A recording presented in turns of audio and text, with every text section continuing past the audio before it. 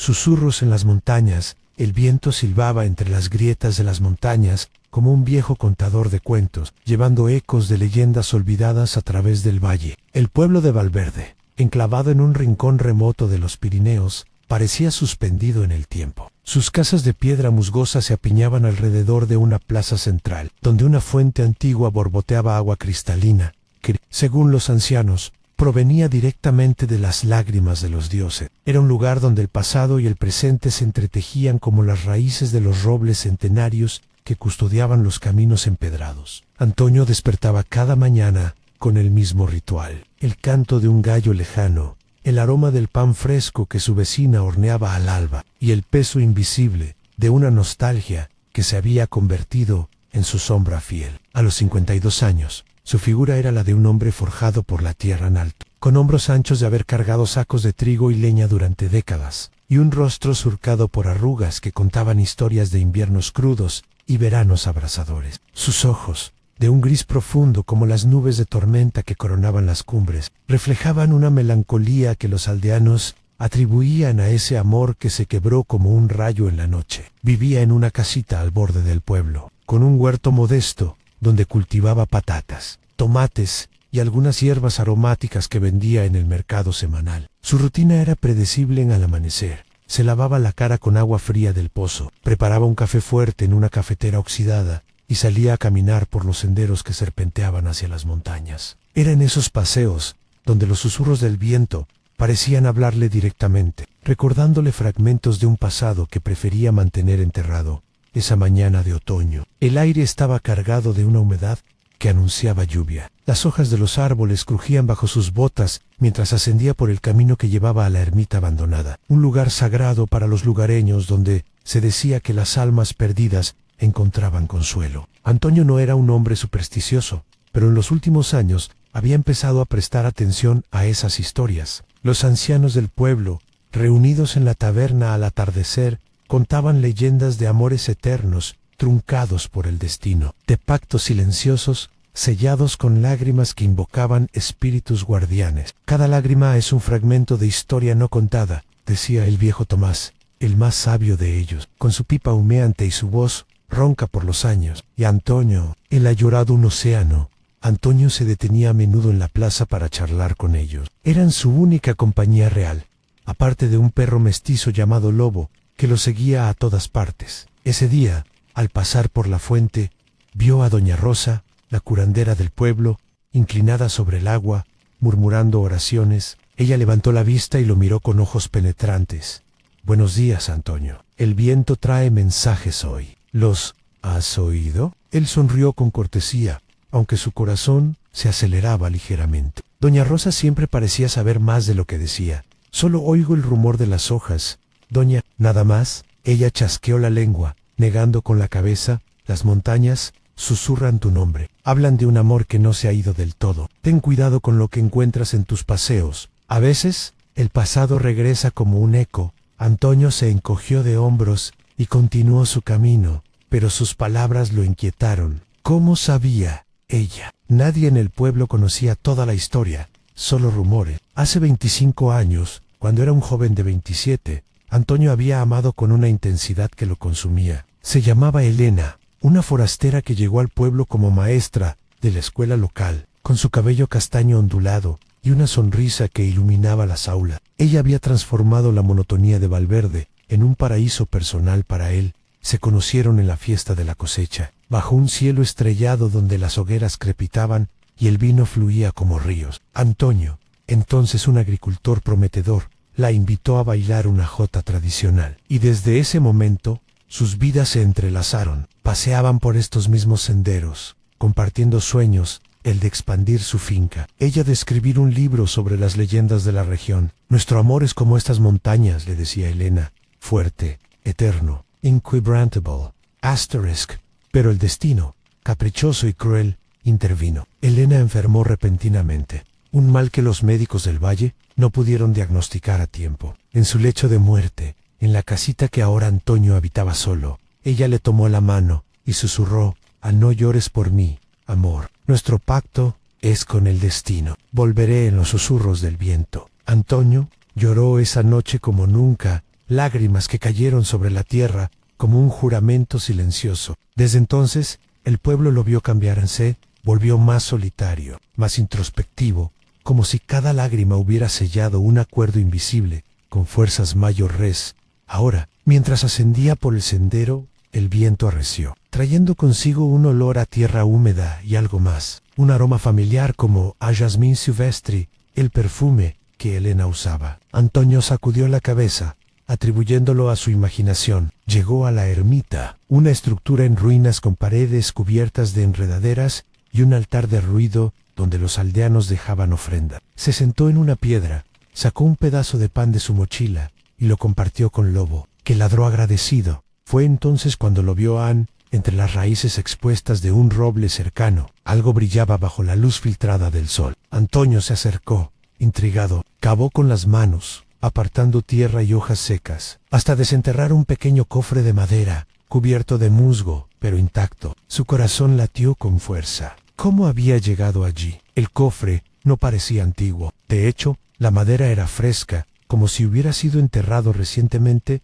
Con manos temblorosas, lo abrió. Dentro, envuelto en un pañuelo de seda amarillento, había un collar de plata con un colgante en forma de lágrima. Era idéntico al que le había regalado a Elena en su primer aniversario. Debajo, una carta doblada, con una caligrafía que reconoció al instante en la de ella: mi querido Antonio, si encuentras esto, significa que el destino ha cumplido su parte del pacto. Mis lágrimas no fueron en vano. Cada una guardaba un fragmento de nuestra historia. No llores más solo. Busca, en los susurros, en la sombra. Yo estoy ahí, esperando a Anne con amor eterno. Elena. Antonio cayó de rodillas, el cofre temblando en sus manos. Lágrimas brotaron de sus ojos, calientes y saladas, mezclándose con la tierra. ¿Era posible? Elena había muerto hacía 25 años. Él mismo la había enterrado en el cementerio del pueblo. ¿Quién había escrito esto? ¿Una broma cruel? Pero el colgante era real. El pañuelo olía a jazmín y la letra era inconfundible. El viento aulló alrededor, como si las montañas respondieran a su confusión. Lobo gimió, acercándose a lamer sus manos. Antonio guardó el cofre en su mochila y descendió el sendero a toda prisa, su mente un torbellino de emociones. Al llegar al pueblo, fue directo a la taberna, donde los ancianos ya estaban reunidos alrededor de una mesa de madera gastada, bebiendo sidra y contando anécdotas. Tomás, dijo Antonio, jadeante, sacando el cofre y colocándolo sobre la mesa. ¿Qué significa esto? El viejo Tomás miró el objeto con ojos entrecerrados, luego alzó la vista hacia Antonio. El pacto. Te lo dije, muchacho. Las lágrimas no mienten. Elena hizo un acuerdo con el destino antes de partir. Dicen que en estas montañas los amores rotos no se van del todo, se convierten en ecos, en sombras que esperan ser redimidas. Los otros ancianos asintieron, murmurando oraciones. Doña Rosa, que acababa de entrar, se acercó y tocó el colgante. Es una señal. El viaje comienza. Antonio, debes seguir los susurros, o el dolor te consumirá para siempre. En esa noche, en su casita, Antonio no pudo dormir. Se sentó junto a la chimenea, el cofre abierto ante él, releyendo la carta una y otra vez. Los recuerdos inundaron su mente, las risas compartidas, los besos bajo la luna, el dolor agudo de la pérdida. ¿Qué significaba busca en los susurros? ¿Era Elena un fantasma? ¿O algo más? El pacto silencioso que los ancianos mencionaban. Lo había invocado sin saberlo con sus lágrimas. Al amanecer, decidió que no podía ignorarlo. Su vida cotidiana, esa rutina que lo mantenía anclado, se había roto como una rama bajo el peso de la nieve. El viaje interno había comenzado, desencadenado por un objeto del pasado que lo obligaba a confrontar lo que había enterrado. Las montañas susurraban, y por primera vez en años, Antonio estaba listo para escuchar. El descubrimiento del cofre en la ermita había desatado una tormenta en el interior de Antonio. Esa noche, después de regresar a su casita, se sentó frente a la chimenea con la carta de Elena en las manos, releyéndola una y otra vez hasta que las palabras se grabaron en su memoria como un tatuaje invisible. El fuego crepitaba, proyectando sombras danzantes en las paredes de piedra, y Lobo, acurrucado a sus pies, lo observaba con ojos fieles, como si entendiera el torbellino de emociones que lo invadía. ¿Cómo era posible? Elena había muerto en sus brazos, víctima de una fiebre misteriosa que los médicos atribuyeron a una infección rara, traída por las aguas del río durante una inundación. Antonio recordaba cada detalle en el sudor en su frente, sus labios pálidos, susurrando promesas de eternidad. El último suspiro, que se llevó una parte de su alma. Él la había velado en la misma habitación donde ahora dormía, y el pueblo entero había asistido al entierro, bajo una lluvia torrencial que parecía llorar con él. 25 años habían pasado, y sin embargo, el colgante y la carta eran tangibles, reales. Como un puente entre el mundo de los vivos y el de los ecos, decidió que necesitaba respuestas. Al día siguiente, al amanecer, se dirigió a la casa de Tomás, el anciano más sabio del pueblo. Tomás vivía en una cabaña al otro lado de la plaza, rodeada de un jardín salvaje donde crecían hierbas medicinales y flores silvestres. El viejo estaba sentado en su porche, tallando una figura de madera, con un cuchillo afilado. Cuando Antonio llegó: «Tomás, necesito hablar contigo», dijo Antonio, sacando el cofre de su mochila y colocándolo sobre la mesa rústica. En el anciano levantó la vista, sus ojos arrugados por el tiempo, brillando con una mezcla de curiosidad y sabiduría. Examinó el colgante y la carta en silencio, asintiendo lentamente.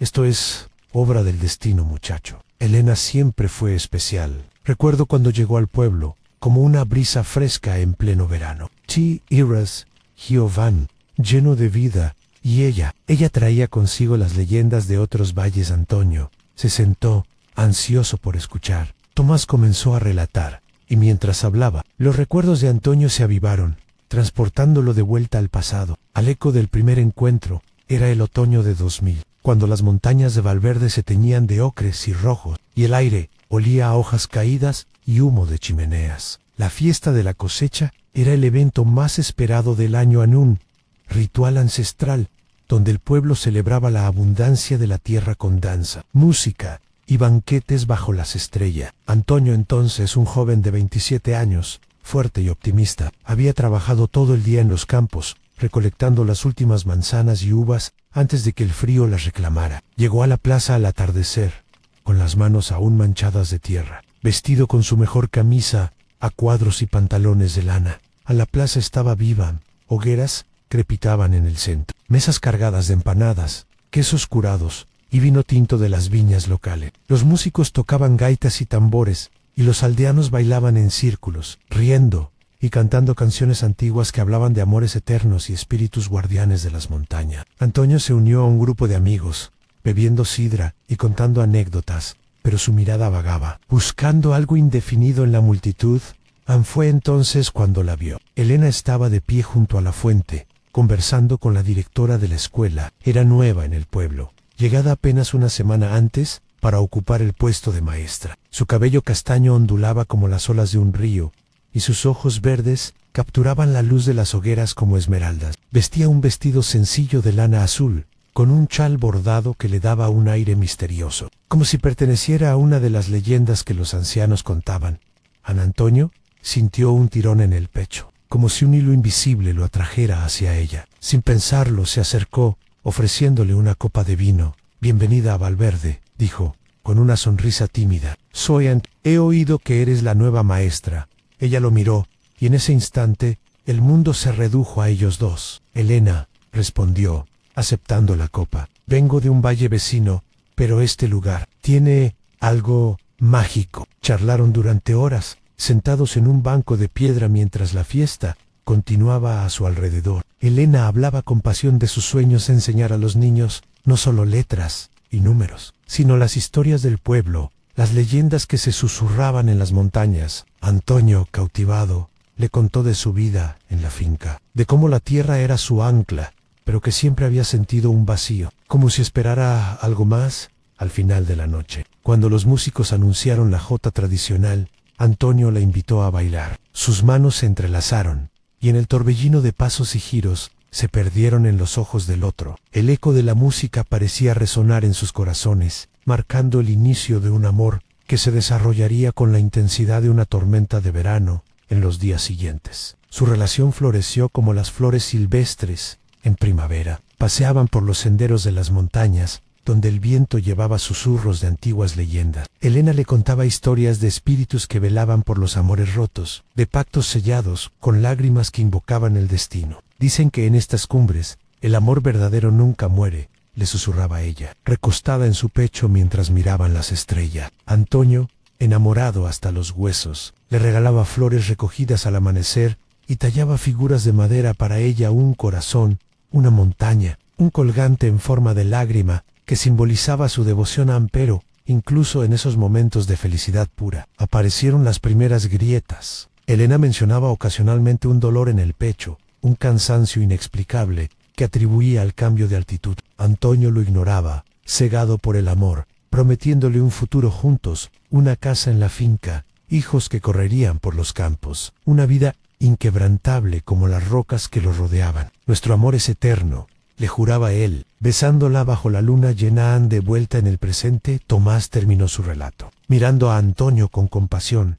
Ese amor fue intenso, pero el destino tenía otros planes. Elena sabía cosas que nosotros no. Quizás dejó esa carta como un mensaje, un eco, para guiarte, Antonio, con los ojos húmedos. El recuerdo del primer encuentro lo había transportado, reviviendo la alegría y el presagio del quiebre. ¿Era la carta un truco de la mente, o realmente Elena había dejado un rastro? Decidió investigar más. Visitaría el cementerio. Hablaría con viejos amigos de Elena. Seguiría los susurros del viento en esa tarde, mientras caminaba de regreso a su casa. El viento arreció de nuevo, trayendo un eco lejano, como una voz susurrando su nombre. Antonio se detuvo, el corazón latiéndole con fuerza. El viaje apenas comenzaba, y el pasado, con sus sombras y promesas, lo llamaba con insistencia.